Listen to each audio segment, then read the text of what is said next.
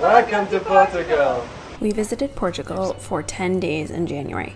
The first 7 were in a small Airbnb with friends, and the last weekend we rented out a complex that's normally used for surf camps to accommodate all 11 friends who came together from all over Europe to celebrate 3 different birthdays. The weather was a little bit cooler and a little bit rainier than I had hoped, but it still was nice to get away from the Berlin grays for so long. Welcome to our Airbnb for the first week. This is where our home base was while we explored southern Portugal. We rented a house so that we would have space. It also had a pool, which it was far too cold to use, but it still had a beautiful garden, a rooftop terrace, a fireplace, all of those things that you want in a temporary home, including a fully stocked kitchen. The house was so cozy and had such a great location. I was very happy with this rental. One of the first activities we did was surfing. 3 of us decided that we were going to take this risk and we were going to get surfing lessons in the ocean during winter.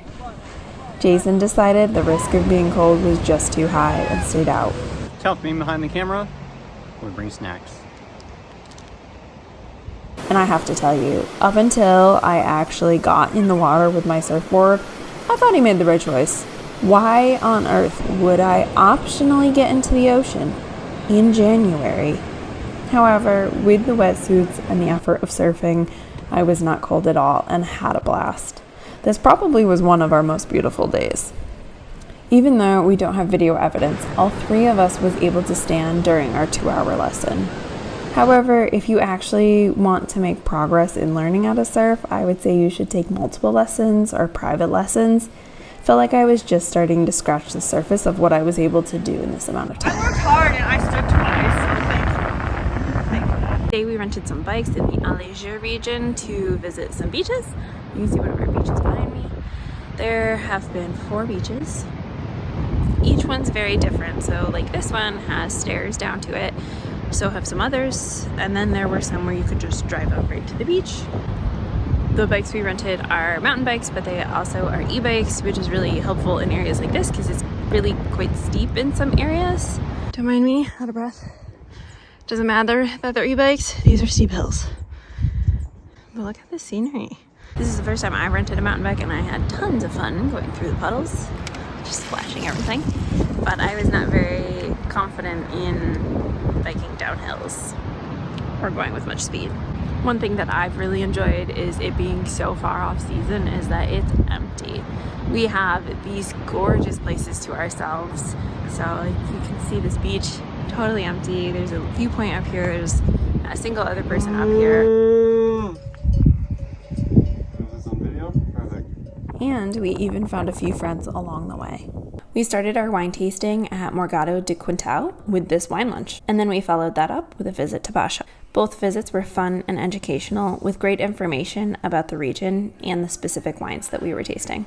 We just had a wine lunch where we met some new friends from Sweden and Germany. We also were able to have 4 courses, and each one was paired with its own wine. The minerality, the saltiness you feel in our wines, all directly from our soil. And then for dessert we had an orange cake. That one was really fun because the recipe has been in the family for generations. So we are at Pasha Winery. We're gonna have a 3 wine plate. So they have a white blend, which we are not having, and then we're having the rosé and their 2 reds. Before of 2002, all of the lands are full with orange trees.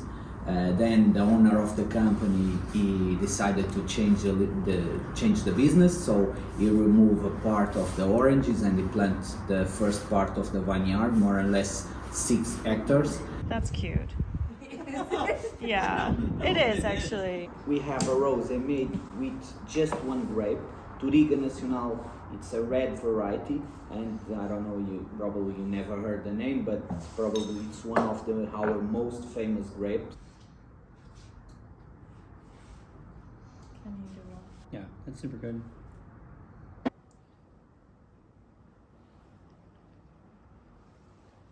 Angela and I are doing the 7 Hanging Valleys Trail. It was just a 15-minute walk from our Airbnb. These are our views. Kara, I have an important question for you. Please, dígame. How is your very wet tea party on a beautiful cliff in Portugal?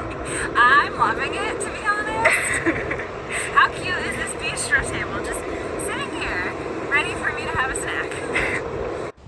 coastline here is really battered by the elements. All along we found these sinkholes that have been created over time by water making its way through the rock.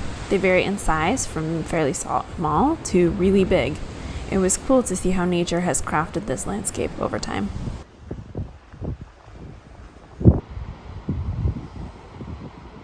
Alright, so this is our second day of the Seven Hanging Valleys Trail. We didn't make it all the way the first day, so we came back out.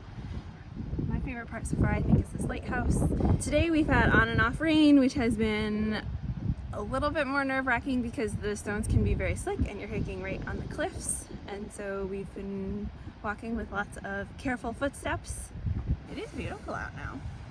Yep. Remember the time it was sunny and then it started raining? It was sunny 2 minutes ago.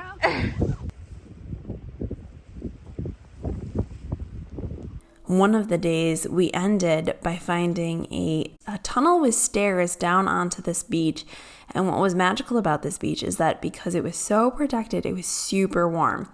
So we were hiking in the winter, but when you came down on this beach, it was warm and it was bright and it was so wonderful. So it was a really fun place to end our day. It's hot down here. There you go. After hanging out here for a while, we headed back to the Airbnb.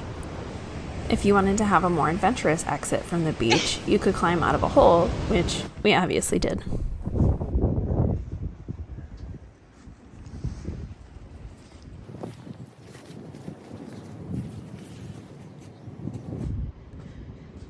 Well, that's fun. Originally, I thought the boardwalk was just this walk up here, but it turns out you can take these stairs down and you come to rock steps. There are stairs etched into the stone through caves, and you can explore and play around. We did this portion during sunset, and it was really fun to see where all the different areas went and then also stay and watch the sunset. It just made for a really beautiful and lovely evening. Cannot believe this person is fishing off of this ledge.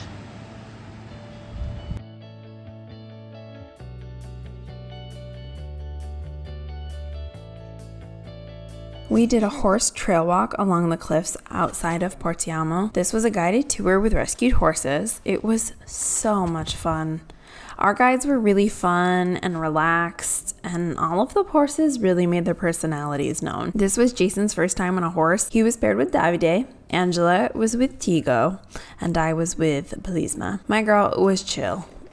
Right up until the end, where she tried to run away with me in order to graze on some fresh greens. So she's okay until she realizes there might be snacks. We had some beautiful weather after getting rained out for the day that we had originally booked. This was an hour-long activity, and it was so relaxing and fun. Happening. Oh, ooh, action shot. At the end, we were able to give all of our horses some tasty carrot treats, which I think were really well deserved. I mean, Angela, come out on the ocean. It's going great.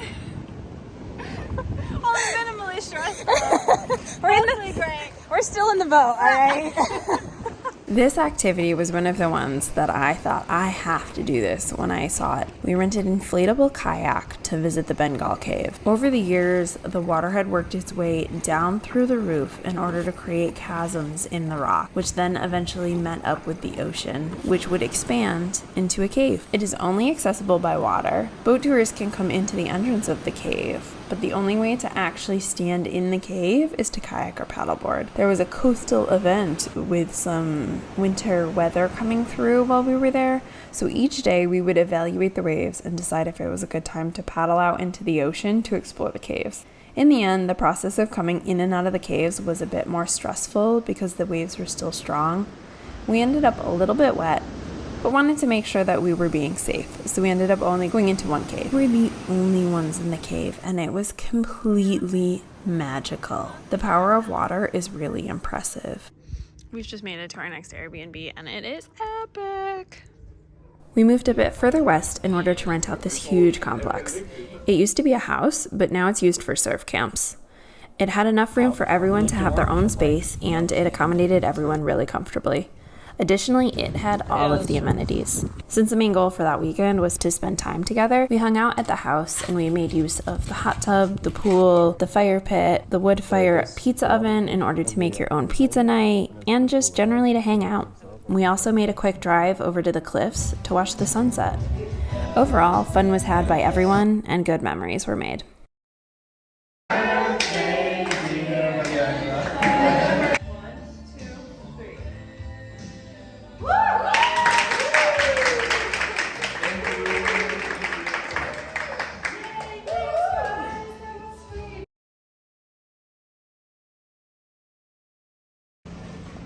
I found this celebratory cake at the grocery store, and I'm gonna have to try it.